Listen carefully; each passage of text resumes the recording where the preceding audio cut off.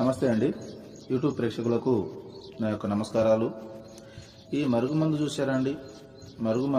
మరుగుమందులో రెండు రకాలు ఉంటాయి. మనకు ఒకటి వచ్చేసి తినే తాగే దాంట్లో పెట్టేది, అంటే అది కడుపుకు పెట్టేదన్నమాట. అది మనం అన్నంలో, కూరలో, చికెన్లో, మటన్లో, జ్యూస్లో, స్వీట్లో, కూల్ డ్రింక్లో అది పెట్టచ్చు. అంటే తినే తాగే దాంట్లో పెట్టాలి. అది కడుపుకు పెట్టేది వస్తుంది. ఇక రెండోది మనకు బట్టలకు, చెప్పులకు, తలకు, వంటికి ఏదో ఒక భాగాన పూసే మరుగుమందు వస్తుంది అనమాట.